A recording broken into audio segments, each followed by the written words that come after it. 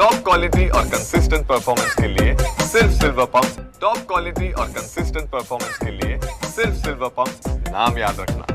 कोयना धरणातून पाण्याचा विसर्ग वाढत असल्यामुळे आपण सध्या पाहू शकतो या ठिकाणी कृष्णा नदीची पाण्याची पातळी ही 34 फुटाकडे चाललेली आहे।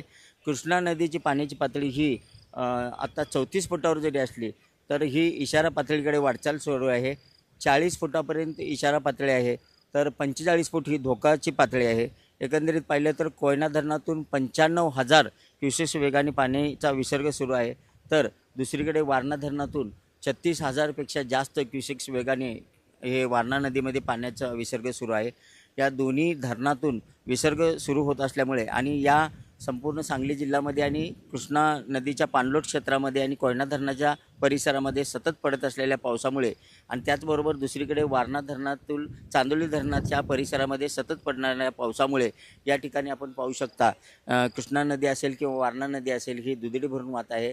वारणा नदी हे नदीचं पात्र हे पाणी पात्राच्या बाहेर पडलेलं आहे, तर कृष्णा नदीचं पाणी हे सध्या पात्रात जरी असलं तर ही इशारा पातळीकडे वाटचाल चालू आहे। प्रशासनाकडून 19 कुटुंबातील 127 लोकांना अन्य ठिकाणी स्थलांतरित करण्यात आलेलं आहे। 33 फुटावर पाण्याची पातळी ज्यावेळेला जाते त्यावेळेला सूर्यवंशी प्लॉटमध्ये जुना बुधगाव कर्नाल रोड जो आहे त्या रोडवर पाणी येण्याला सुरुवात होते। त्यामुळे प्रशासनाने रात्रीच या ठिकाणी असणाऱ्या जे धोक्याच्या ठिकाणी राहणारे लोक आहेत त्यांना अन्य ठिकाणी स्थलांतरित केलेलं आहे आणि प्रशासन सध्या अलर्ट मोडवर आहे। या ठिकाणी NDRFची टीम दाखल झालेली आहे।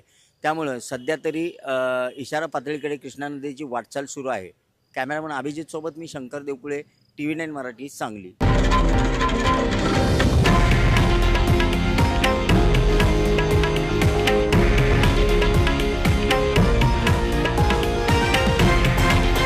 हे आहे देशातील नंबर 1 न्यूज नेटवर्क आणि आपण पाहत आहात TV9 मराठी, एकमेव।